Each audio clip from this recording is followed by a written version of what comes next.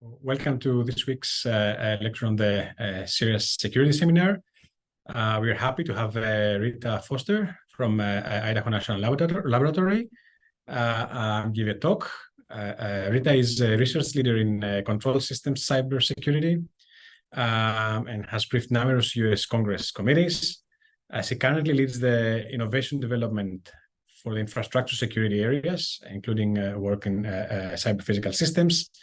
She has over 18 years of experience at INL in cybersecurity of critical infrastructure and a very impressive record of advising interns at all stages of their career. Rita, the floor is yours. Thank you. I'm really happy to be here today. I hope you guys are having fun. I hope you have a nice, beverage or something to relax and kind of concentrate on what we're going to be talking about. I have been to West Lafayette, so I'm familiar with some of that area. So I'm very happy to be presenting here at this point. We do a lot of activities here, like was said in my bio, that I've been here at the Idaho National Lab for 33 years, and I feel like I've never had the same job for a long time. It's a great place if you're curious.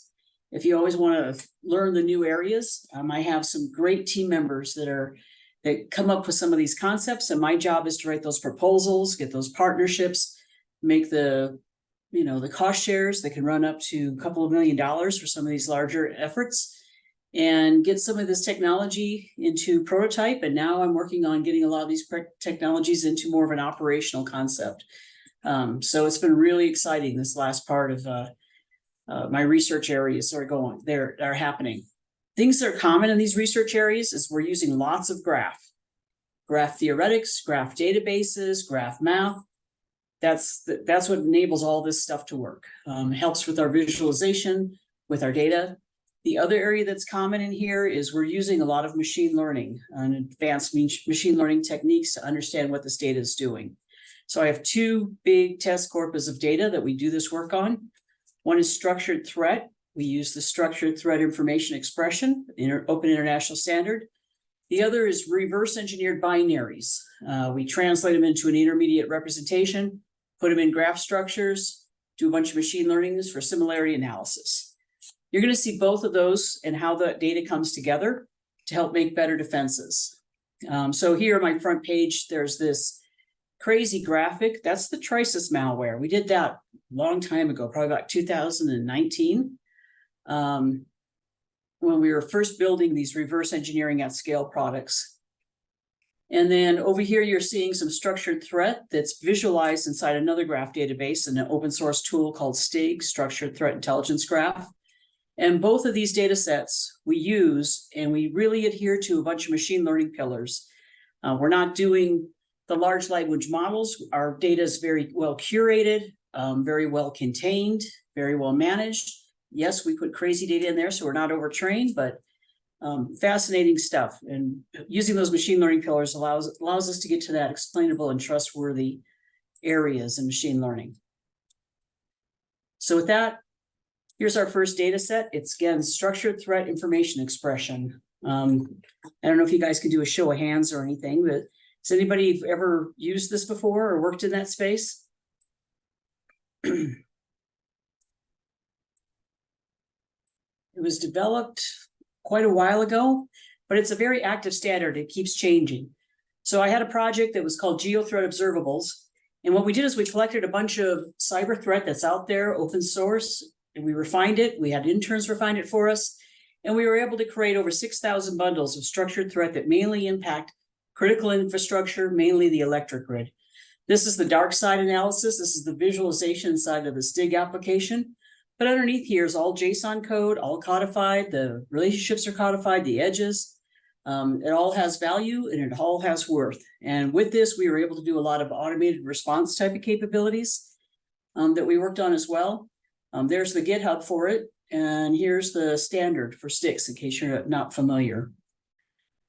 But on top of the well-curated data, we also collected over 20 years of vulnerability data from the National Vulnerability Database. And then we connected it to the MITRE attack patterns. There's different types of MITRE attack patterns. Some of them, the common attack pattern enumeration and classification, that's more for software code. If there's an attack pattern that's hitting certain software types, as compared to the other attack patterns are more like, here's an implementation problem. You configured this wrong, some really basic cyber issues with that. We've also connected it with DHS's known exploited vulnerabilities, and we're soon going to connect it to the defend, which is more of like a general course of action or mitigation area. And what's so valuable about this data set, we're using it on all our projects now, is that, again, it's in graph and everything else. And the power of graph is you just do a graph traversal and you get the data. So really powerful. We're really happy with these type of capabilities. So with that type of background data, STIX, the standard, changed about 3 years ago to actually be able to model infrastructure. It was one of my first questions I asked when I found out we were using STIX. People laughed at me, but that was a long time ago. Now it actually does model infrastructure. So I was able to get an internal research project called Infrastructure Expression, and we were able to put some open source tools. We used a lot like Mimikatz and EtherCap, a lot of things are your common discovery tools that are out there. We just put them in a little bit better area, and then we would translate those results of what we find into STIX. Now I have them translated into an open international standard that anybody can understand, anybody can use in like a playbook or automated response, or crossing between that operational and information technology boundaries. But there are some limitations to what we did. It was internal research. Our only visualization is STIG. I'm sure there's other visualizations that may be interesting to do, but that's as far as we got for our visualization. We didn't do any machine learning scraping, natural language process scraping, or anything else to get information from technical specifications into STIX. It was all made for having access to the systems and be able to grab those artifacts that are in an operating system that has power and has network. And there's some bugs in STIX, it's open source code. We work on it, but you have to be a little bit patient because of that. And then again, that physical access. This is for test beds. We have a lot of test beds back here where I work. We can go and put these different commands on these test beds and then have a nice visualization of what the network is doing and what the systems are doing. But you do have to have that physical access. You don't want to do this in an operational system. You can do 1Z, 2Z commands, but not the full-blown tool set. That's another limitation. You would impact operations potentially. We have instrumented some of these systems, so we could tell you what the resources are being used at any time. But you just have to be careful. You don't want to put this on a live system that's being, relied upon. But 1Z, 2Z commands, you can definitely do it. And the way this is designed is you can use it all, or you can just use what you need to use. And again, we work in control systems, so we don't have a lot of Microsoft. So all this stuff works on Linux-based systems, embedded systems. We believe that some of it would work on Microsoft environments. We just never have done it. So STIG does work on, it's just an application. It's a web-based application. It'll work on multiple systems. But infrastructure expression needs to have, it's designed for embedded systems. It's designed for control systems. So here are the use cases I want to go through. We developed this, we got done with that project 2021, and we've been using it for the last 2 years on other projects. So the as implemented codified architectures, that's our first use case we'll cover. We'll cover how to find cyber observables to help you understand the operation of your systems. We were able to refine some of that in our California energy system for the 21st century. That's where we first did machine-to-machine automated threat response. We'd actually reclose breakers, distribution substations from remote locations. That was really a lot of fun. And then also our firmware command and control project, where we started using some virtualized microkernel technology. One of the Purdue students, Benjamin Bond, was able to help us a lot in that project. So really appreciate his help. Right now, we're using some of our binary analysis capability as an integrity checker for software bill of materials. You're not going to see a lot of that, but we just finished up the prototype like this week. We're making a presentation for that here really soon for our customer. And we use the codified reference architectures for like bigger information sharing. Like if you want to know everything that's happening in the solar industry, you want to see if the new exploit or vulnerability or malware coming out is going to have an impact, this is where you would use that data set. And then we have a current project right now that's called Zero Trust. It's for the industrial Internet of Things. What we're trying to do is actually measure, and maybe if we have some great repeatable measures, we can make some metrics using these codified attack surface concepts by putting different protection profiles on top of these systems and actually measuring the effectiveness or not effectiveness of these different techniques, hopefully getting to a trade-off capability. So with that, we'll start in with our as implemented codified architectures. So this is the main reason why we created it. This is what we use it for most of the time. We have a lot of other products that are like command line type of tool sets that really help you with this. If you want to do automated response on your own, there's something called STAR. One of our interns actually created that back 2019 timeframe. We also have an observable tool set, which will do things like what's happening with networks, what's happening with your security information event management systems or syslog type of activities, your operational logs, and a bunch of other areas. So you can go and play around with some of this other open source area. We have two other applications closely related. STOAT is the most current one, where you're going to take these different objects and sticks and prioritize them based on what your needs are and what's your ability to defend. A lot of our asset owner partners really enjoy that application. So our key is to have evidence-based. Our key is to have things in an international standard so it can be shared. And this is what it kind of looks like. So after running these tools, we get these sticks objects and we can display them in STIG. And that's what you're seeing here. So we can do basic file trees. Here's files, file directories. So here's the names. What are the permissions? What's the size? You can put hashes in there, different hashing that you'd want to do if you want to fingerprint those. But it maintains all that structure again, because again, it's graph, right? So we can do that. We can go scan for vulnerabilities. We have scripting that'll scan the National Vulnerability Database, or we use a Greenbone product called OpenVAS, but it'll attach the vulnerabilities to the known software that's being run. Here's a software object, and it'll also tell you what your mitigation is, these course of action objects as well. So the great thing about sticks, this is all JSON code, the relationships, the icons, the edges, everything is JSON code.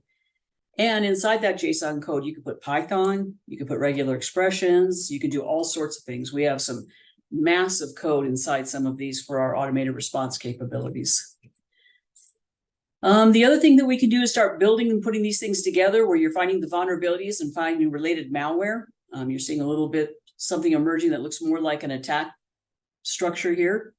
You can also look at other areas with those specifics about what's actually running. Here's a human machine interface here that's running very secure FTP daemon, and we know what version it is. You'll see that pop up again here later. And then on the network side, I hope you guys can see the videos because I have a couple videos in here. Are you seeing that video? Is something moving on your screen? So quiet.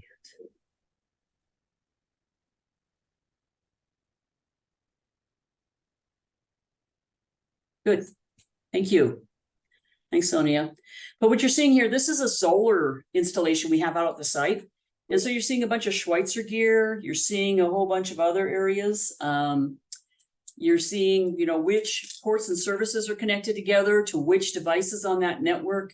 Inside that, the details of what type of protocols are running, what the version of the protocols that are running. We can put a lot more data in there, but you're going to have your MACs and your IP addresses, your ports, very typical things like that you would like to need. We can do this either by plugging into a span port or using just some PCAP files that were collected. So it's been very, very beneficial. This is the STIG application. You're seeing part of it. It's just a query. You can query different things. You can move things around. You can do what's connected, what's not. All the icons on top of here, those are the STIG icons that are related to that data standard. So in this one, you have a bunch of ARP addresses, you got some ICMP going, and then for some meters, and then you have a Schweitzer RTAC system. So you can tell what it is, and inside that, the data will tell you what release, what revision, and then we can even get further down in that as well. So that was the as implemented use case for the gathering and finding expected cyber observables is really important. Again, this is for figuring out, how is my system behaving? Is it behaving oddly? So things like collecting your memory and your usage, your processes, which processes are running. Again, the ports and services, you've already seen that, the files that are in there. Those are the type of key areas, but we can also use that microkernel technology to ask different things as well. So here's again that HMI running very secure FTP, and there's the version of it. It's also running a Splunk instance. Splunk was one of my big partners in a lot of the research that we did. And then you can look at other things that are happening, like, hey, there's an OpenSSH here. Oh, I wonder what version that OpenSSH is. You know, what operating system was that supposed to be running on? You can gather a bunch of information, and as you're going along, you can compare and contrast it to the others. I got a Splunk instance. Oh, wait, I also got a Splunk process running. So here's my processes. What are the processes? You can put your other information in there, like, you know, a process ID if you need to do an automated response type of capability and kill something. Like, I really don't want my very secure FTP to run. I could go find the process related to it and then do a kill. That's the type of information that we can do. This was done on a distribution substation that we have back here that an asset owner provided us. We get to use quite heavily. And then hardware. I always am yelling at the team, put down that screwdriver, because they would love nothing more than to pop cases off of things. And I just, those big, wonderful test beds I have are provided by asset owners. So there's other ways to do it. There's other ways to find out this information. So with just commands, we can go and figure out memories, BIOSes, you know, what is actually on that board? What type of memory are you using? We can even do chassis information. And you'll see some of the details in the properties for each one of these icons that are being showed. Again, that's just the STIG applications, making it pretty so you don't have to read a whole bunch of JSON code. But this is all in JSON code that's validated to the STIG standard again. And then on the vulnerabilities, of course, you're going to have a description of the vulnerabilities. You're going to have the CVSS score, the Common Vulnerability Scoring Standard will be in here. We also do a thing where we pull out the specific score as well. We have different flavors of how we can do that. But that's really valuable too when you're trying to figure out, you know, what do I have to worry about? What do I have to work on first? What's my biggest vulnerabilities that I have? So you're starting to see how we can put this together in a little bit of a whole architecture. And this is an architecture that is related to one of our test beds that we have. It's very high level because these can get very large when you start enriching them with all the other vulnerabilities and maybe weaknesses or other areas. So the next one we're going to talk about is where we're trying to put those two different test corpus I have together, the big structured threat one and the reverse engineered binaries.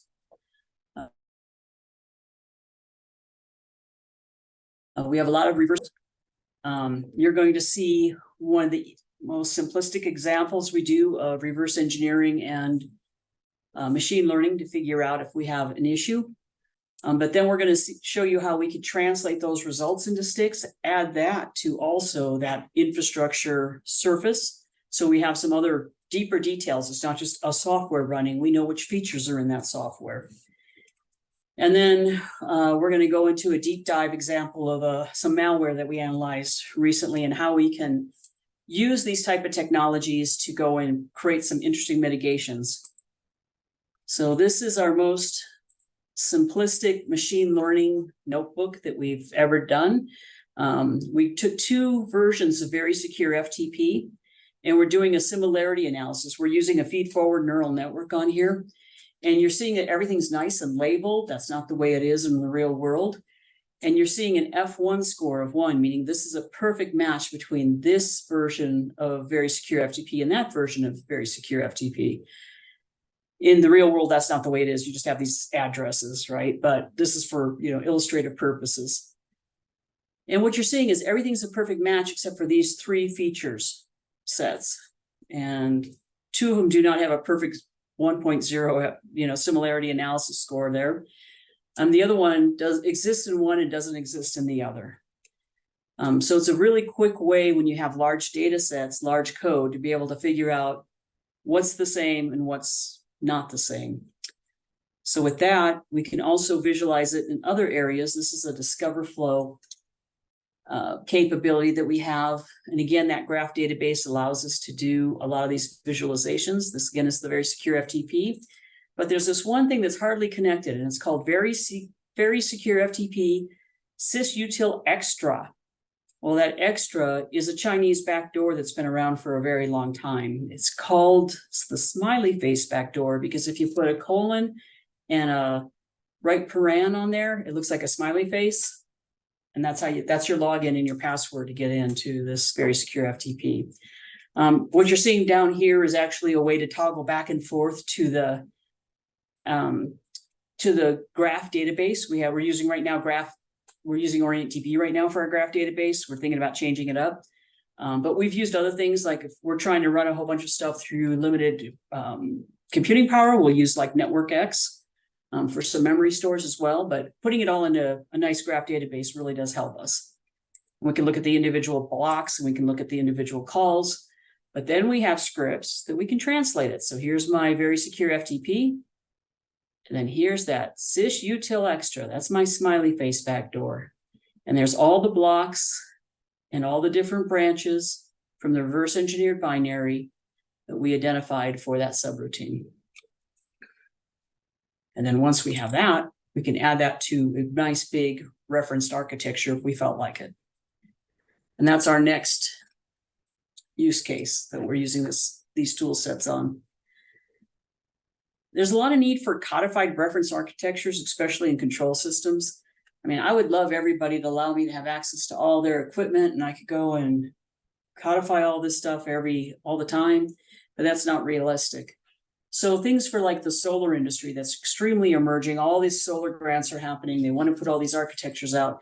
It's good to be able to write a codified architecture that would show what's in the realm of the possible. It's not going to reflect what's as implemented, but it's going to reflect if there's a potential that it's using these type of architectures or other spaces.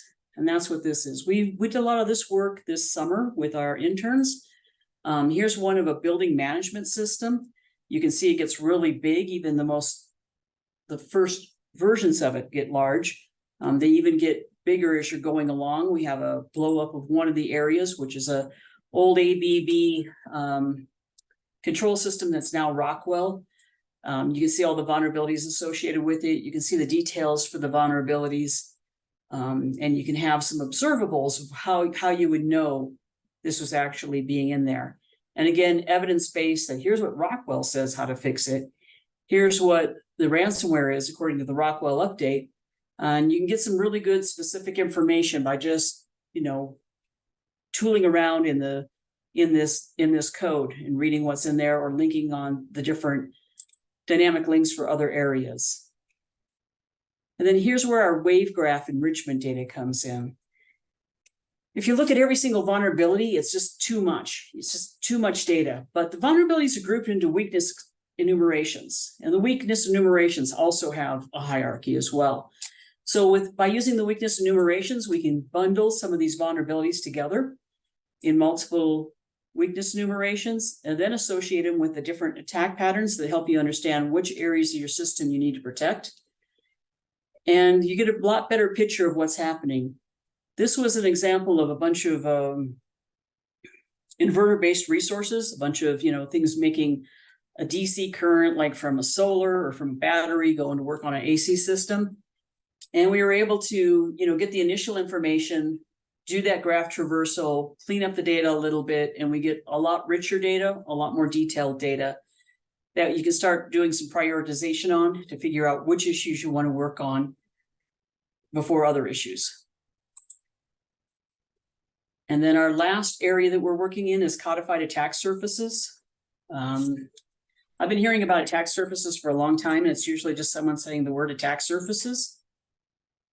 There's a little bit of math behind it, but not too much that I've seen so far.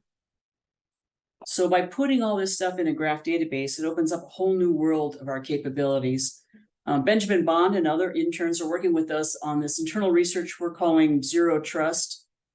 It's a zero trust of industrial Internet of Things. We have a test bed created here. We have other partnerships with other universities that have test beds that are created.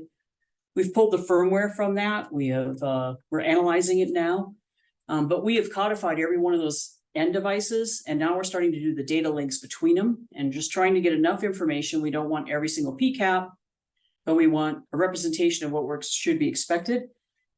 And actually, Benjamin Bond did a lot of this work. I don't know if he's on with us today. If he was able to join us, I didn't look at his class schedule.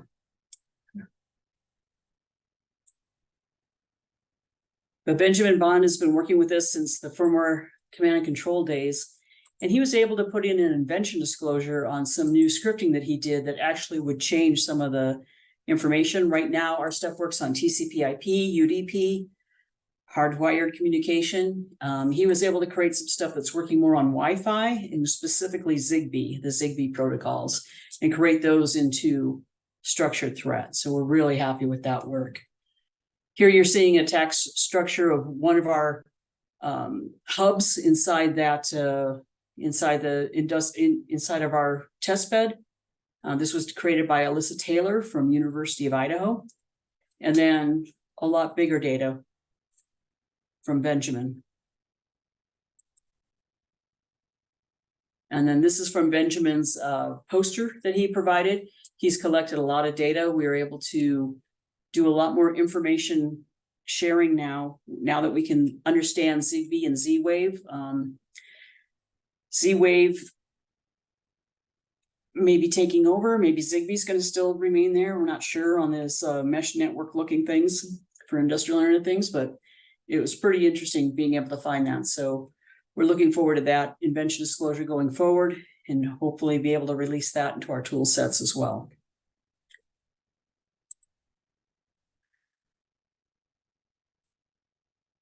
So the other concept is this automated applicability and information sharing. And this is where we have this larger test case. So we were asked to look at we wanted to look at Black Lotus, and we found a bunch of copies of Black Lotus. So we first had an intern go and figure out what is Black Lotus. Let's get some evidence here. So we really like the ESET guys, girls, whoever they are. We Live Security. We got that evidence in there. And then Microsoft, of course, had a large announcement about Black Lotus because it impacted their trusted programming module support in their embedded systems. And we were able to find a whole bunch of indicators based on those reports, a whole bunch of attack patterns, a lot of cyber observables. Again, evidence is key. IP addresses, domain names, of course, those can be changed real quickly. The actual software that's impacted, of course, is key. Certificates, and then we were able to enrich it by doing some other techniques. But Black Lotus is part of a bigger operation of what we call bad boots malware. Dr. Shea Wolf, she's the one who termed bad boots. But we had another one of our researchers, Brian Beckman, he looked at this stuff, and it really is working on the unified extensible firmware interface. Remember how I said BIOS earlier? No such thing as BIOS. BIOS has really haven't existed since 1996. All it is a bunch of UEFI libraries that people put together. Yeah, there are real-time operating systems you put on top of that, but anytime you have a piece of software and a chip, it's using a UEFI most likely. Again, our friends at We Live Security, ESET, they did an analysis and they figured out that there's probably 3 million combinations of UEFI libraries, and that's why it's so hard. It's exactly why our adversaries are using it. So we looked at this malware, this list of malware. We figured out that TrickBoot was part of a larger ransomware scheme that impacted the satellite modems in Ukraine before the Russian invasion. Because the stuff is just nasty. I mean, some of it you cannot fix by rebooting a system or reloading the firmware. And some of it you have to actually resolder a chip. No one's going to do that. We call that a rip and replace cost. Black Lotus is more on the newer type of interfaces, the EFI system partitions.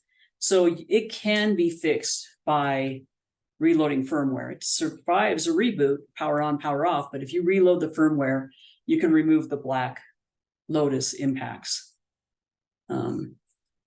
This is, everybody, oh, what keeps you up at night? This is what keeps me up at night. It's not the ransomware. It's when they're using the UEFI, because it's so hard to detect and it's so hard to fix. So Brian Beckman did some work for a use case that we did. Again, you're seeing, BIOS or UEFI, because it's all UEFI. There's a nice server here that the solar industry uses widely. And so they brought up a release saying, yeah, we want to make sure that everybody's going to be okay with that.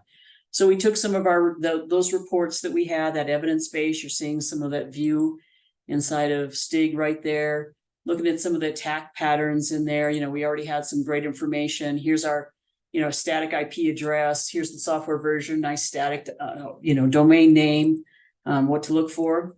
What we did is we went and we looked for the versions of Black Lotus in open source malware repositories, and we found 9 of them.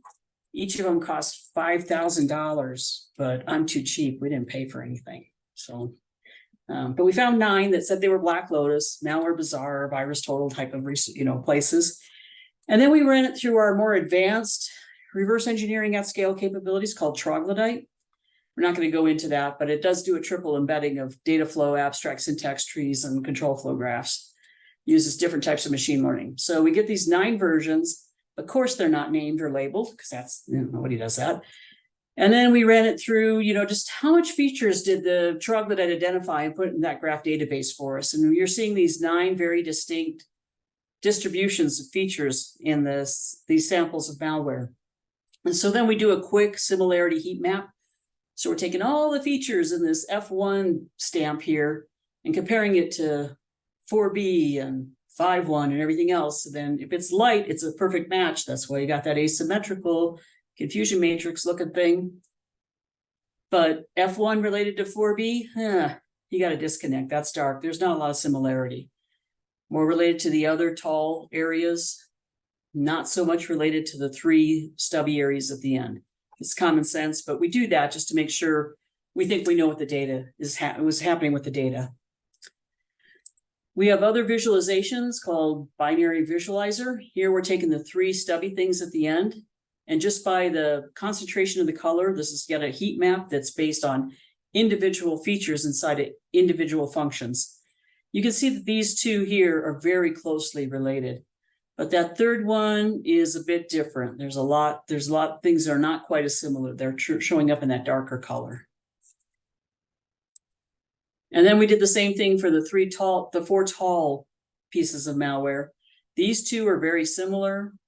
This one, kind of similar. This one, a little bit similar, but not quite. I'm running through this real fast for the details because this isn't the focus. But we were able to find out other things like this big installer is putting in, this is really related to this smaller stack here of malware that's supposed to be Black Energy. And we were able to figure that out and find some great matches here. But what we found out when we looked at these 2 small ones, because I have like 6 million samples of malware sitting someplace in a server with my name on it because my team hates me, we were able to figure out that these 2 things are very related, and they're not exactly Black Energy. They're a keylogger for something called Aptor, because we can do a quick similarity analysis. So our bottom line is here's the 2 Aptor pieces of malware. These are the 3 UEFI rootkits or bootkits. These 4 are installers, and this first installer actually installs this rootkit. We were able to figure that out in just a couple of hours with these technologies. So it's been really fun working with that, but nobody cares until you make it actionable. So here's just a very small video of a virtualized microkernel. Brian Beckman did this one, and he's looking for that boot x64 EFI, which is we know is the impact that the Black Lotus is having, based on the Microsoft reports and other things. So he's taking a good stamp of it, trying to figure out what it looks like, getting some good hashes of it, trying to get some good ideas of what that looks like, and getting a course of action, keeping a copy so he can replace it later. He puts it into the STIG application, so it's visual. And these are the new actual observations that he's able to find based on that microkernel activity. Again, VMing a microkernel, you can match the operating system and some other areas. I mean, it's pretty powerful. So here's a better picture of the different observables that were collected from that activity. And then going through there, you can go and figure out, here's your course of action. We can actually replace that boot for you. So you don't have to reload the full firmware, just replace that one area for you if you could. So that was the deep dive. We went through a whole bunch of use cases for as implemented, for reference architectures, for taking binary and translating it into something that you can use, for enriching it with big, huge data sets. But in the future, we have other areas. This graph technology and being able to put something in a structured thread so everybody can do different things with it is really important. We really like it. And so we have some other proposals hanging out there. Hopefully they'll get funded at some point. We have some past references. I have the infrastructure expression based ones mainly in a nice yellow color, and the other ones are more for the reverse engineer binaries. And that's what I have for the seminar. I know we covered a lot of really high level things, but I wanted to show you how we could take these two data sets, really different structures, but they're both graph, and we could start playing with them together. Now that we've been working with them for a while. So.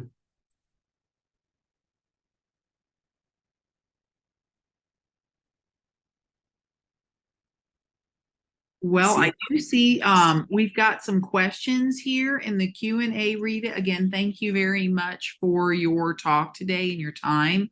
We really appreciate it. So do you mind if I just sort of read them out to you? That'd be great. Awesome. Okay. So actually one in the chat, I think I will start with that one, then I'll go to the Q&A.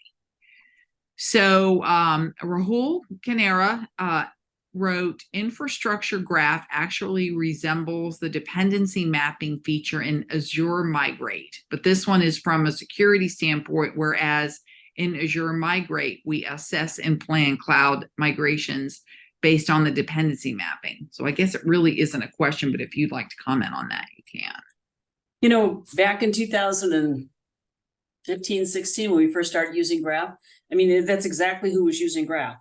All the big entities that are using cloud or using other, data collection, big data sets. So the Google and Apple and,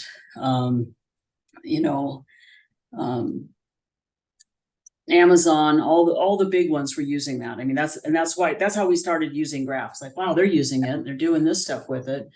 How could we apply this type of technology to go and use it for something that's very specific to what we want?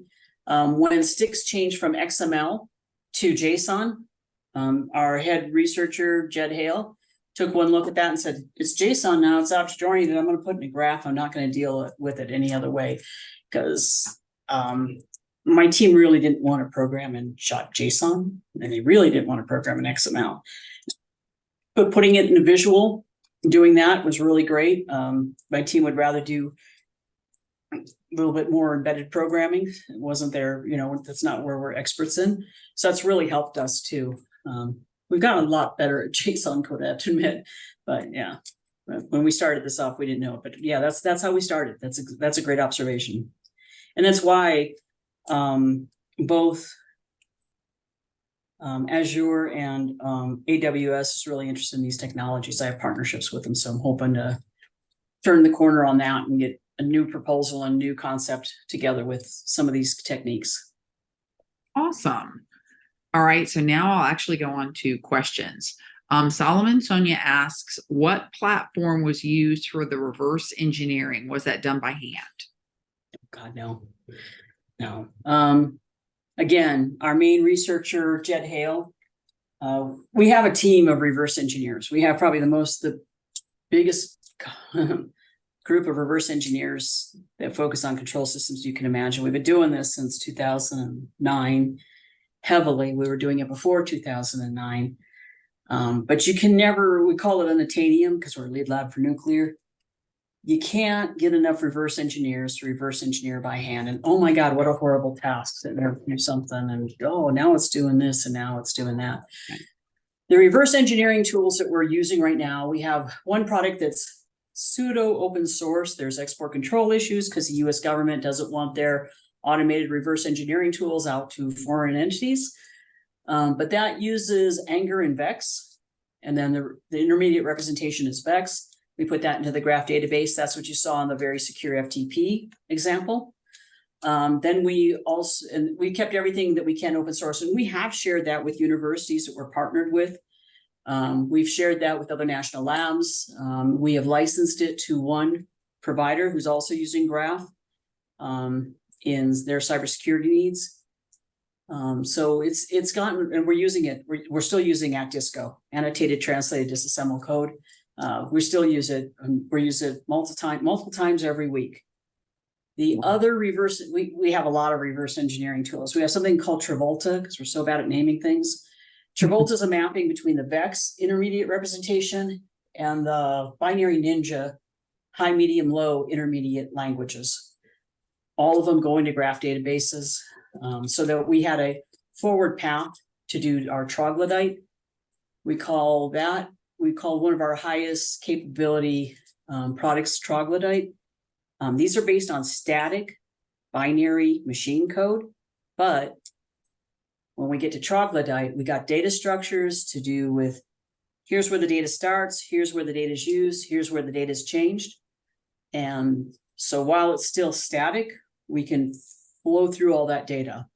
And even the Travolta thing, I could do a lot of string hunting type of capabilities on the Travolta data store as well. So no, it's not done by hand. That's a long answer. I'm sorry. But no, you're good. Thank you. All right. So question number 2 from Rahul again.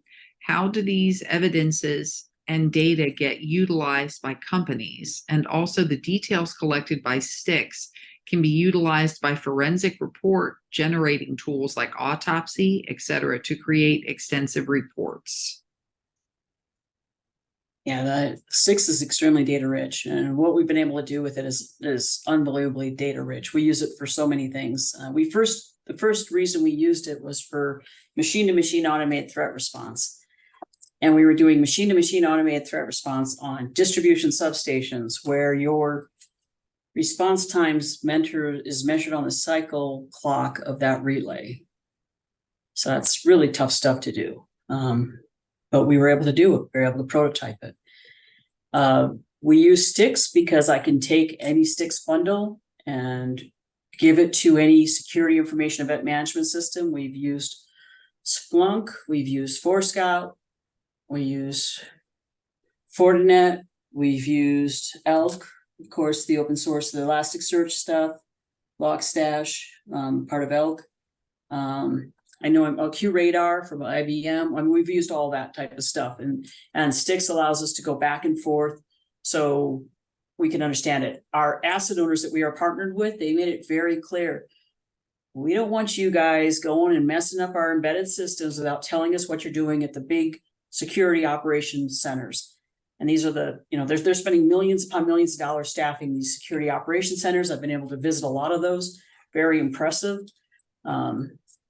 And they don't want you doing stuff in the blind without sharing it across to their other cybersecurity researchers. You don't have enough cybersecurity researchers or cybersecurity analysts out there to keep them in the blind, right? You have to tell them what you're doing. So that's how we really use STIX. When it comes to like forensics, we were using Lime. What were we doing now? Volatility. We were using volatility in Lime. We were pulling some things out of some memory areas. We were doing that. We got some really great results. At the time we were doing it, volatility was changing from version 2 to version 3. So we had changed the data structure. So we had some issues with that. And there wasn't a lot of plugins for volatility 3. So we just kind of went, we're going to put that on the back burner. But you're absolutely right. You can get some great forensics information. So instead of doing that volatility, the Lime and the volatility stuff, we were doing let's just create a VM. And let's just do this microkernel technology. We made a microkernel for something else, really didn't like it. But this is a great use case for it. I can grab observables. I can see what's happening on the system. I can recreate things. We like that. I don't know where we're going to go with that yet, but I think it has a great potential. Wow. Okay, great. Thank you. And then Solomon asked a question that he found the answer to and thanked you for the reference papers. But the question is, I'm interested in the binary analysis platform you mentioned for code similarity. Do you have papers you could reference on that research? And is there a way I could reach out to you for more questions? Then at the bottom, he or she, I'm sorry, I'm not sure, thanks you for the references of the papers. Is that the slide that we're looking at? Yes. Okay, yeah. Perfect. Yeah, there's more to come. We have more publications in the works. I started mentoring interns about 5 years ago. Right now I have 5 interns. One of them is Benjamin Bond at your school. Nice. Maker. Yeah, he's been doing some great work for us. And, Benjamin did put in an invention disclosure this last session. I've had other interns put in invention disclosures. I've had interns use our data because we have these massive data sets and these very interesting techniques we're using for their dissertations. That's where I get the most benefit with working that. I mean, the reason why we want to outreach to as many universities as possible is because we do want these partnerships. Our number one reason we want those partnerships is because of workforce development, getting good people. And one way to prove that you have somebody that's going to fit in your team is by working with them, right? So internships are the way that we do that. We have been fortunate. We have hired a lot of the interns I was able to bring on. We have a lot of different mentors for that. It's not just me ever. It's not a single point of failure. We're pretty serious about it. So I would definitely hope that from this presentation that we have some people who want to work with us, maybe become interns with us. If there's other, staff or faculty that want to do research and they're interested in these techniques, we're all ears because this is the way we make these products work. Rita, you may or may not be aware of this, but we have Luis and Tim from Idaho National Lab coming here next week for our career fair on the 12th of September from 7 to 9 in the Convergence building, y'all, in the lobby if everybody's listening. And then the student information session on the 13th in the lobby of Convergence at 8:30 in the morning. So we will have fabulous representatives from Idaho National Lab wanting to talk to our fabulous students. So great point, and thank you for that, Rita. And I think we've got one more actual question from Jen Howe. How to deal with physical dangers include natural disasters such as fires, floods, civil unrest, utility outages, theft or vandalism of hardware assets. I'm an old control system engineer. It's always triple redundant. You put things in different places. I know you don't like that answer, but that's the first thing that comes to my mind. But in cybersecurity, especially in control system, you have to think about there used to be the buzzword cyber physical. It's a way of life, right? You do have a physical you do have a physical asset. That physical asset can be damaged many different ways. We have done studies on electromagnetic pulse impacts, impacts to the power grid for geomagnetic disturbances. There are a lot of things that can impact what's happening. And you can't ignore it. You have to address it, right? So the vast majority of the work I've been doing is with people in the energy sector. Okay. I've gone to many facilities. They do have a lot of, gates, guns, and guards, locks and keys for the physical protection, but it's still not always enough. In this presentation, I showed you some stuff about EMV and STOTS. It's this web-based it's a rank order list for risk, but it's a rank order list. I mean, that's what it is. So we actually have another proposal that people are talking to me about, that they want to put all these different risks to certain things together and try to analyze it together. Again, it's graph underneath so that you can have a nice, some really good data analytics that you can do with that. Right now it's tuned for common vulnerabilities and enumeration. Common vulnerability exposure, common weakness enumeration. That's what it's tuned for. We had a project that did a little bit of more software quality type of stuff, but there's no reason you can't put, here's my substation, here's a rifle, what can they do? And you can put those different outcomes in there in a rank order and play a lot of what if games. That's what it's designed for. Great, thank you. So Rahul just thanked you again for your insight, interesting concept, and applied in the tool too. He will dive more into that, see what he can pick up. And then Solomon asked if he can reach out to you. And I'm not going to ask you to give out your email address, but can they connect with you on LinkedIn? I go to LinkedIn at least once every 3 years. Okay, yeah, that as much as so I am horrible, but really put your names in, go to the INL website, put your names in as an intern if you're interested. Yes, you can email me, but I can't promise I'm going to see it. That's just the way it is. But if if you're persistent, I probably will see it. And if you come with an interesting concept or an idea after looking at this stuff, what direction you might want to take it, that's what really gets us interested. Because when supporting these other people that have gotten dissertations using our data, they were doing things that were like, yeah, that's really cool, I'd like to do that, but it's not in my scope, right? And that's really provided huge value back to us, we understood what you can do with this data more than what we would have just sticking with the scope of our project that we had. Okay. So we're open to that. Fantastic. Well, again, Rita, thank you very much. Tell Eleanor I said hello when you see her. She's a dream, and you did a great job. We really appreciate it. I'm glad we were able to have you give a talk to our students. And thanks again. And I look forward to meeting the INL reps next week. And maybe some of us from CERIAS will be in Idaho in the near future, and we can meet you in person. Yeah, we'd love to have a visit. So thank you so much for this opportunity. Thanks so much. Thanks. Everyone have a good one. Bye-bye. Bye-bye.